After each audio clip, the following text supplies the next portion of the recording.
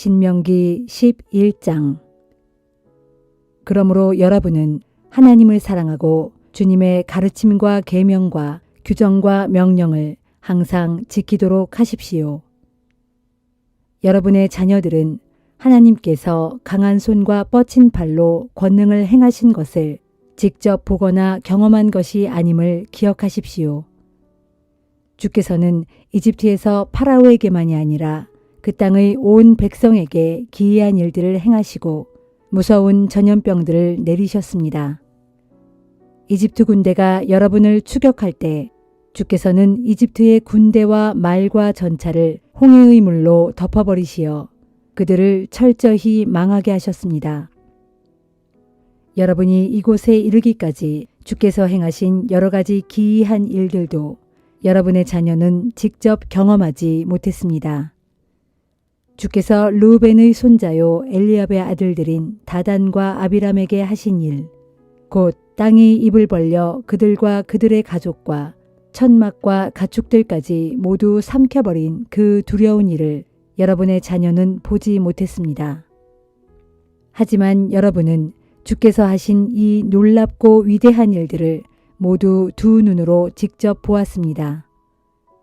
그러므로 내가 오늘날 여러분에게 전하는 주님의 모든 명령을 힘써 지키십시오. 그러면 여러분은 힘을 얻어 요단강을 건너가 여러분이 차지하려는 그 땅을 정복할 수 있을 것입니다.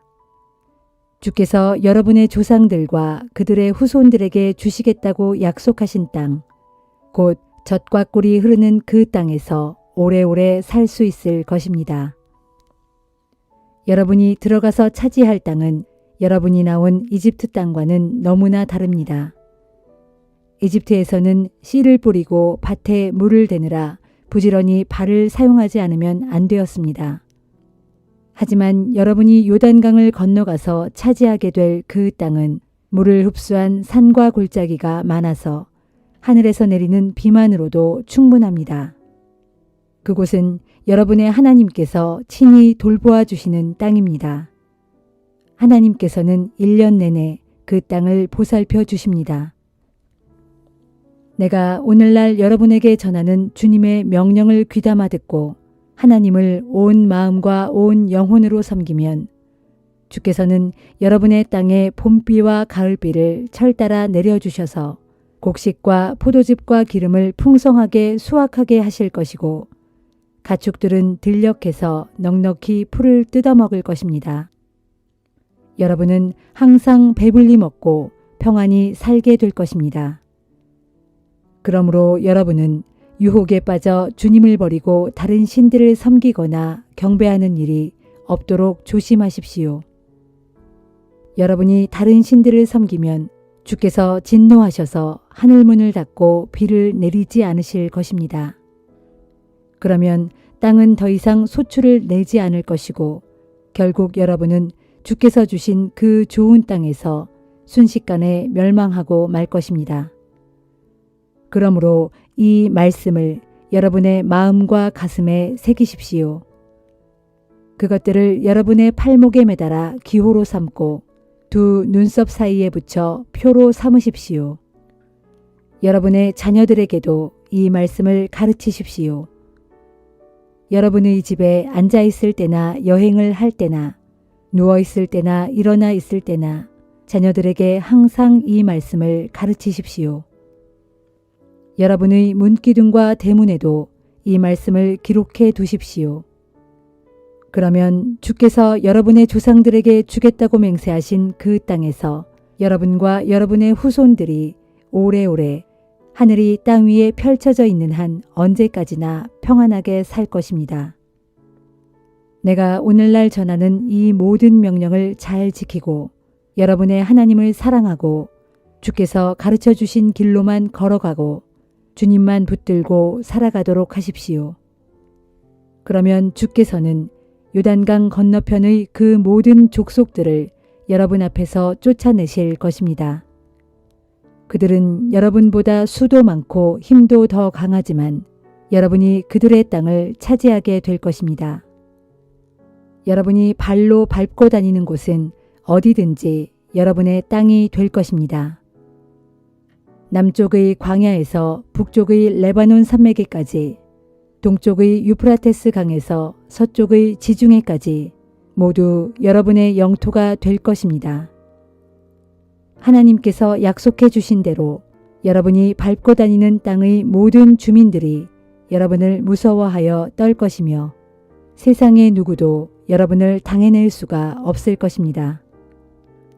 자, 이제 여러분 앞에는 두 갈래 길이 있습니다.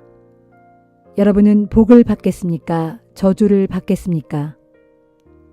내가 오늘날 여러분께 전하는 하나님의 명령에 순종하면 여러분에게는 복이 내릴 것입니다.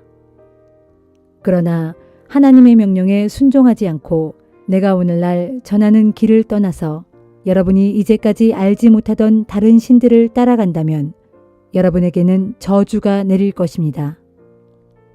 여러분이 들어가서 차지할 땅으로 주께서 여러분을 인도해 들이실 때 여러분은 그리심산에서는 복을 선포하고 에발산에서는 저주를 선포하도록 하십시오.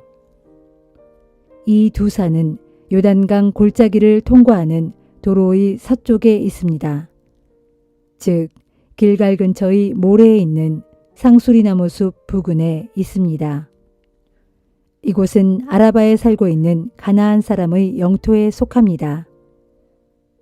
이제 여러분은 요단강을 건너가서 여러분의 하나님께서 여러분에게 주신 땅을 차지하고 살게 될 것입니다.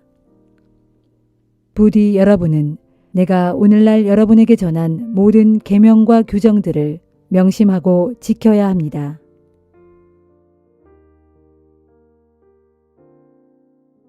시편 95편. 오라, 모두 와서 우리 다같이 주님께 기쁨의 노래를 불러드리자. 소리 높여 우리 구원의 반석이신 주님을 찬양하자. 감사의 노래를 부르면서 그분께 나아가자. 그분을 기리는 즐거운 찬송을 부르자. 주님은 크고 위대하신 하나님이시오. 모든 신들 위에 뛰어나신 왕이시다. 깊디 깊은 땅도 주님의 손안에 있고 높디 높은 산도 다 주님의 것이다. 주께서 바다를 지으셨으니 바다도 주님의 것이요 마른 땅도 주님이 손수 빚으신 것이다. 그러므로 오라, 모두 와서 우리 다 함께 주님 앞에 엎드려 경배를 드리자. 우리를 지으신 주님 앞에 무릎을 꿇자. 주님은 우리의 하나님이시오. 우리는 주님께서 기르시는 백성이요 그분께서 돌보시는 양떼라. 오늘날 너희는 주의 음성을 들어보아라. 무리바에서 너희 조상들이 그랬던 것처럼 또 마사에서 너희 조상들이 그랬던 것처럼 너희는 그렇게 고집을 부리지 말고 완고한 마음을 품지 말아라. 그때 너희 조상들은 내가 한 일들을 똑똑히 보고서도 나를 거듭 시험하고 또 시험하였다. 그러므로 나는 40년 동안이나 그 백성들에게 분노하며 말하기를 저들은 마음이 삐뚤어진 백성이요 내 길을 깨닫지 못하는 백성이로다 하였고 또 나는 화가 나서 맹세하기를 저들은 내가 편히 쉬라고 저들에게 허락한 그 땅에 결코 들어가지 못하리라 하였노라. 시편 96편. 새 노래로 주님을 노래하여라. 온 땅이여 주님을 찬양하여라. 주님을 노래하고 그 이름을 찬양하여라. 주님의 구원을 날이면 날마다 널리 선포하여라. 온 나라에 주님의 영광을 선포하고 주님께서 행하신 놀라운 일들을 세상 사람들에게 널리 알려라. 주님은 참으로 위대하신 분이시니 높이 찬양을 받으셔야 마땅하고 모든 신들 위에 홀로 경외를 받으셔야 마땅하도다. 문 나라들의 백성들이 섬기는 신들은 한낱 우상들일 뿐이지만 오직 주께서는 하늘을 지으셨도다. 찬란한 위엄과 영광이 주님을 에워싸고 크신 권능과 아름다움이 주님의 성전에 가득하도다. 온 땅의 백성들아 주님을 찬양하여라. 주님의 크신 영광과 권능을 소리 높여 찬양하여라. 주님의 이름에 합당한 영광을 주님께 돌리고 예물을 들고 주님의 성전뜰로 들어가라. 거룩한 옷을 입고 주님께 경배하여라. 온 땅이여 주님 앞에서 벌벌 떨어라. 너희는 문 나라 백성들에게 선포하기를 주께서 다스리신다 하여라. 세상이 그 자리에 든든하게 세워졌으니 땅이 흔들리지 않겠고 주님께서는 문 민족을 공의로 심판하시리라. 하늘아 기뻐하여라. 땅아 즐거워하여라. 바다야 또 그 안에 가득한 모든 것들아 다 함께 기쁨으로 크게 소리를 질러라. 들판아 또 그 안에 있는 모든 것들아 다 함께 기뻐하여라. 숲에서 자라나는 모든 나무들아 다 함께 기쁨으로 노래를 불러라. 보라, 주께서 나오신다. 세상을 심판하러 주께서 나오신다. 주께서는 공의로 세상을 심판하시고 진리로 뭇 백성을 심판하시리라.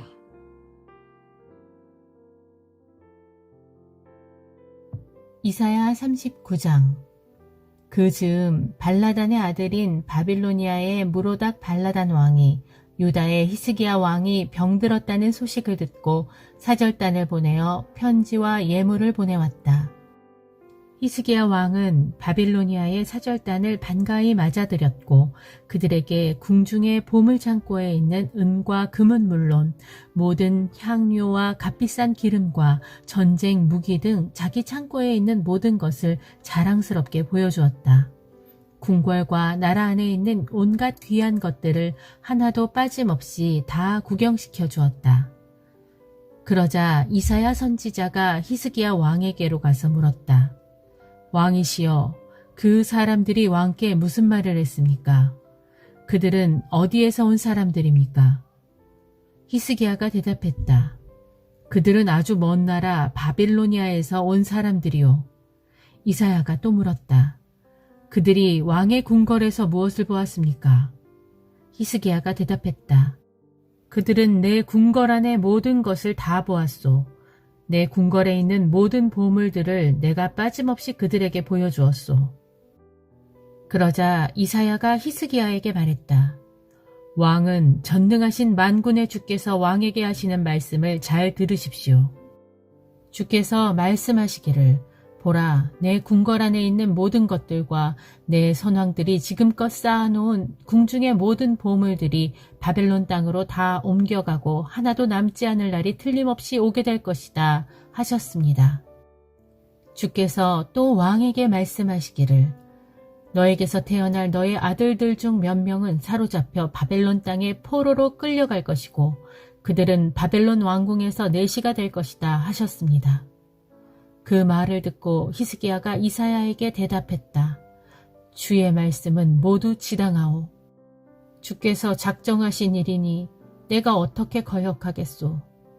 히스기야 왕이 이렇게 말한 것은 자신이 살아있는 동안만이라도 평화와 안정을 누릴 수 있다면 그것만으로도 다행이라고 생각했기 때문이었다.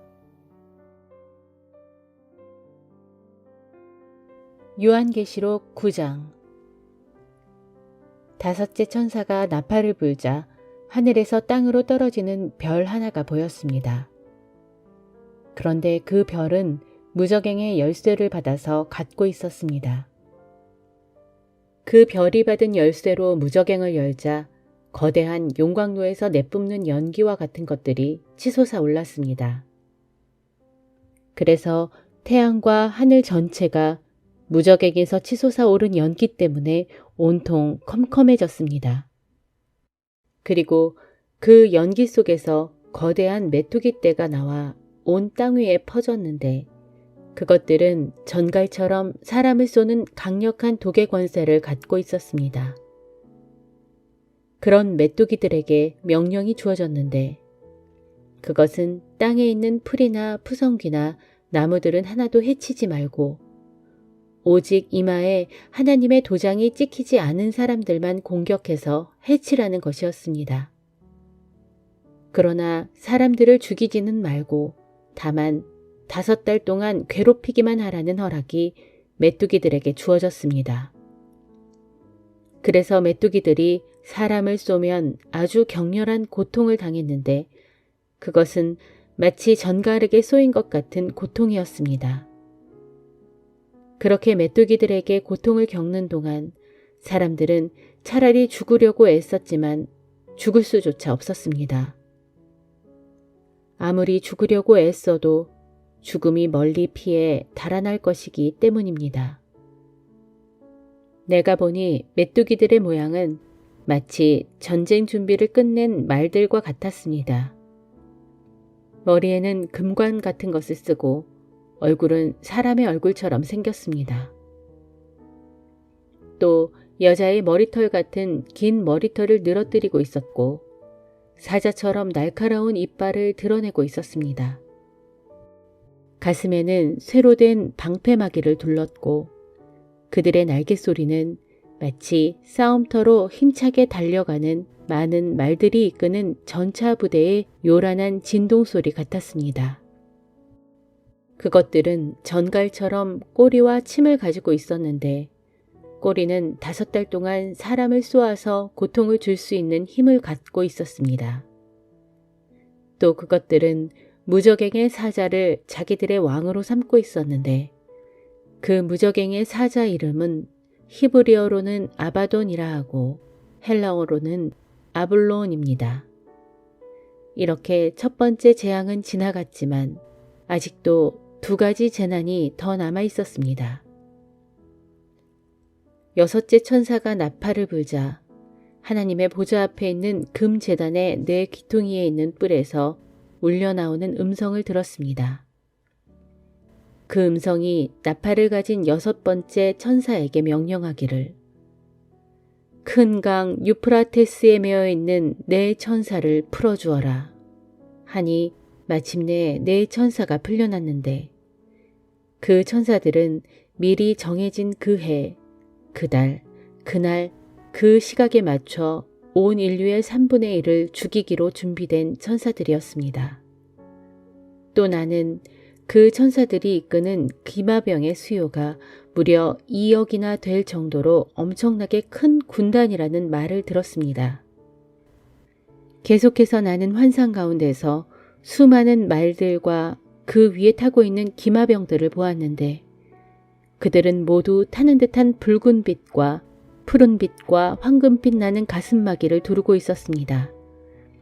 또 그들이 타고 있는 말들의 머리는 사자머리처럼 생겼는데 그 말들의 입에서는 불과 연기와 유황이 세차게 뿜어져 나오고 있었습니다. 이와 같이 말들의 입에서 뿜어져 나오는 무시무시한 3가지 재앙, 곧 불과 연기와 유황으로 말미암아 온 인류의 3분의 1이 죽임을 당했습니다. 그 말들의 힘은 그들의 입과 꼬리에 있었는데 꼬리는 뱀과 같이 생겼지만 특이하게도 그 꼬리에 머리가 달려 있어서 그것으로써 사람들을 마구 해쳤습니다. 그런데 이 재앙에서 죽지 않고 살아남은 자들은 자기 손으로 저지른 죄들을 여전히 회개하지 않았습니다. 그들은 도리어 각종 귀신들을 섬기거나 또는 금이나 은이나 동이나 돌이나 나무 등으로 만든 것들, 곧 보거나 듣거나 걷지도 못하는 우상들에게 경배했습니다. 이처럼 그들은 자신들의 죄악들, 곧 살인과 점치는 일과 음행과 도둑질 등에 대해 회개하지 않았습니다.